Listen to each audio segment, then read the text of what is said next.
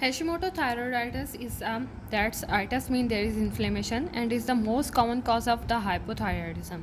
That is, there is a decrease in the thyroid hormone in the area where the iodine level are sufficient. That means there is no deficiency of iodine.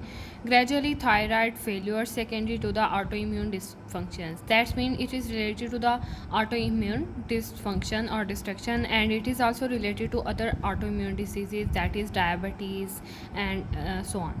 And the age from 45 to 65 years, people mostly affected with the Hashimoto thyroiditis, and its female to male ratio is 20 or ratio 1 or 10 ratio 1. There is high chances in the females of the Hashimoto thyroiditis. So we will see how we will diagnose the Hashimoto thyroiditis. There is a painless enlargement of the thyroid gland, some degree of the hypothyroidism. That means there is decrease in T3 and T4 levels, and there is initially there is a transient thyrotoxicosis. That means there is the destruction of the thyroid follicles, secondary release of the thyroid hormone, and increase in T3 and T4 level. That's all function is initially, and TSH level are decreased, and iodine uptake is also decreases. But when hypothyroidism supervenes this condition, there is against the T3 and T4 level decrease and TSH increases. So, what complications occur in the Hashimoto thyroiditis? It increases the risk of the beta cell non-Hodgkin lymphoma. So, we will discuss the morphology. There is a diffuse and symmetrically enlarged. The gland is diffuse or symmetrically enlarged. There is infiltration of the mononuclear inflammatory cells, small lymphocyte, plasma cell, when developed with well-developed germinal centers. There is thyroid follicle atrophic and lined by the epithelial cell, lined by the eosinophilic granular cytoplasm. So we will see the pathogenesis behind the Hashimoto thyroiditis.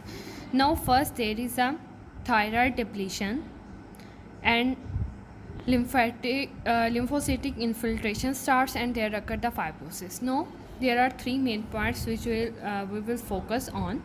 The first is the CD8 4 positive cytotoxic T cells. Now what happens when there is a thyroid epithelium? There is a breakdown in the self tolerance and the induction of the thyroid immunity. So in result, this activate the cytotoxic CD8 positive cells, T cells. Now T cells further affect the thyroid epithelial cell, and that cause damage to the epithelial cell. In the second step, what is the second step? There is a cytokine mediated cell death.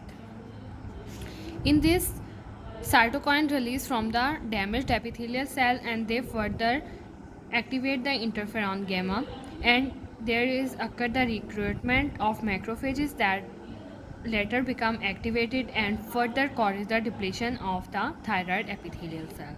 Now, in the third step in this pathogenesis is antibody depletion, cell mediated cytotoxicity. Now what happened?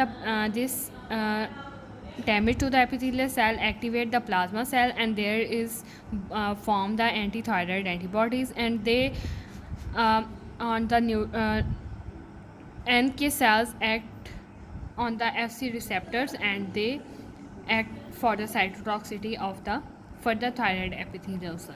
In this way, there is occur the damage to the thyroid epithelial cell.